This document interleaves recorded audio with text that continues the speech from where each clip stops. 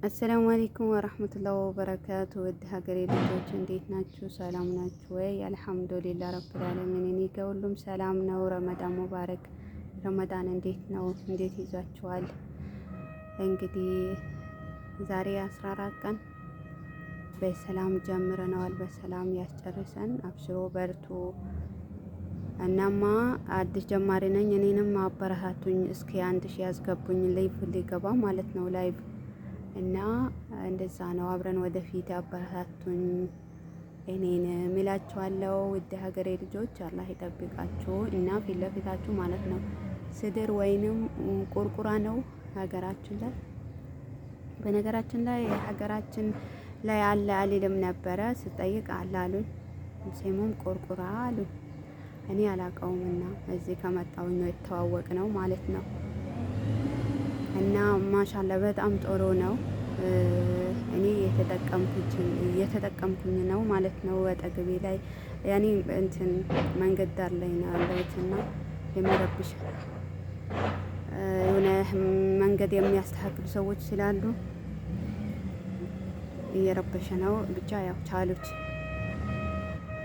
እና ማለት ነው። የቁርቁራ ዛፍ ወይንም ቅጠል ያው የምታውቁት ታውቁታላችሁ። እና ለፀጉር ማፋፋት ማሳደግንስ አያሳድግም፣ ውሸት ነው ውሸት። እኔ 2 አመት ከግማሽ ሊሆነኝ ነው ይጠቀመዋለሁኝ፣ ግን አላሳደገልኝም። ግን ያንጸባርቃል፣ ዛላው ደስ ይላል። እንደ ሂና በሉት፣ አጠቃቀሙም በሂና መልክ ነው እና ቢኖራችሁ ከሂና ጋራ ታዲያ ይሄንን ለቅማችሁ ታጥቦ ደርቆ ይፈጫል። ከዛ ደግሞ 2 ማንኪያ የፀጉራችሁ ብዛት ነው የሚወስነው። 3 ማንኪያ ምናምን 3 ማንኪያ ይበቃል። በጣም ድቅቅ አድርጋችሁ ፈጭታችሁ ያኔ ቤታችሁ ካለ ማለት ነው ከመግዛት ይሻላል። አስሌው ይሆናል ማለት ነው። ከቤት ጥራቱን ጠብቃችሁ ነገር ትጠቀሙታላችሁ ማለት ነው። እና እኔም እየተጠቀምኩኝ ነው። ለፀጉር ማለት ለፊት ያጸዳል በጣም እንደ ሳሙና በሉት። ወሮፋ አለው ግን ያው ጥቁር ነጥብጣብ ያጠፋል ይላሉ፣ ግን ውሸት ነው። እኔ ያላጠፋልኝም፣ ግን ያለሰልሳል ነገር ምናምን። ከተፈጥሮ ስለሆነ ደግሞ በሳሙና መልክ ብትጠቀሙት የተሻለ ይሆናል ማለት ነው። እና ለፀጉራችሁ ከእንቁላል ጋራ ምናምን ጨምራችሁ እና ያኔ ቁርንፉድና